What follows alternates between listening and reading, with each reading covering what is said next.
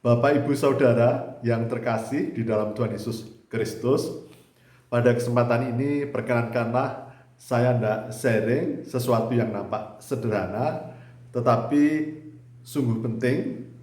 Salah satu hal yang penting maksud saya di dalam kehidupan ini, yaitu tentang memandang rendah dan memandang muka. Sejujurnya, saya sebagai manusia tidak lepas dari kesalahan, termasuk saya pernah memandang muka, memandang rendah atas orang lain. Dan itu tidak menjadi perkenan Tuhan, karena di hadapan Tuhan, semua manusia itu sama. Seorang presiden, seorang kaya, konglomerat, dengan orang-orang biasa di hadapan Tuhan sama.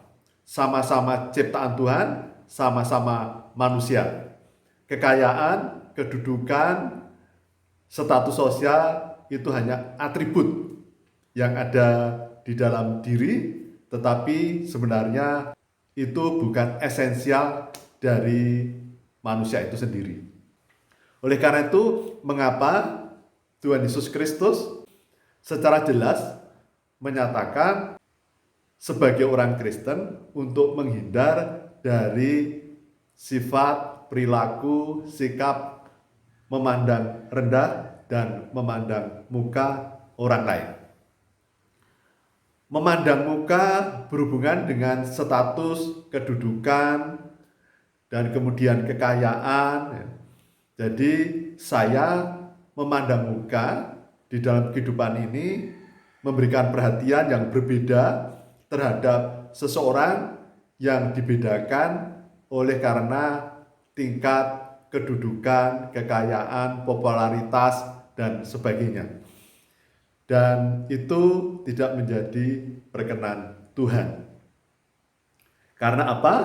Bahwa Tuhan sudah menunjukkan tidak selalu orang yang kita hargai karena kekayaannya, karena kedudukannya mendapat perkenan Tuhan. Namun ternyata ada orang yang nampak sederhana, tidak kelihatan, yang kadang sering saya remehkan karena orang tersebut tidak memiliki status sosial, kekayaan, dan kemudian juga kedudukan orang-orang yang biasa saja, yang tidak terlihat. Tetapi di mata Tuhan ternyata orang tersebut dimuliakan.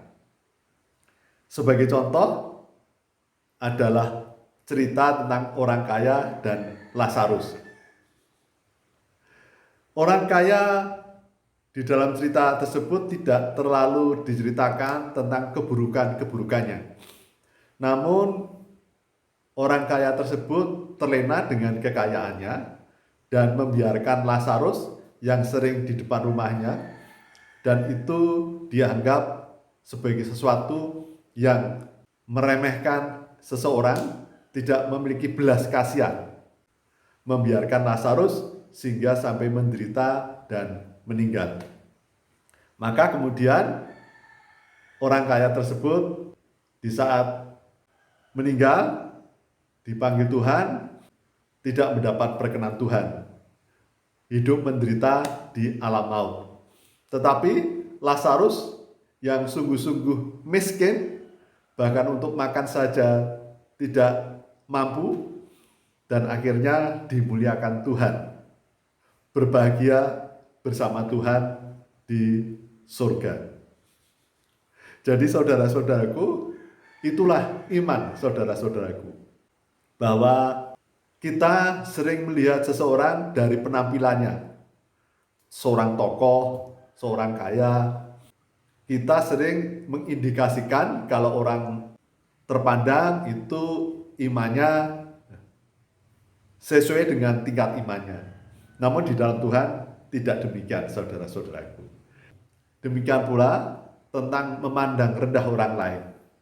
Sering tanpa disadari, saya merasa lebih pandai, lebih pintar, lebih tahu tentang kerohanian, tentang Alkitab dibandingkan orang lain. Dan itu Tuhan juga tidak berkenan. Jadi saudara-saudaraku, Jadi selain kita juga dilarang untuk memandang muka, kita juga dilarang untuk memandang rendah orang lain. Sebagai manusia biasa, saya pernah memandang rendah orang lain karena saya merasa lebih pintar, lebih pandai tentang kerohanian, tentang spiritualitas.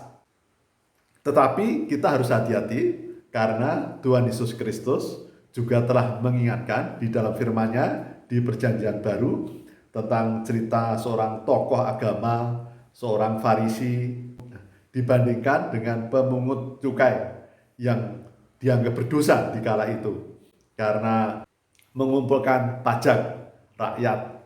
Status sebagai pemungut cukai itu di masa itu tidak populer.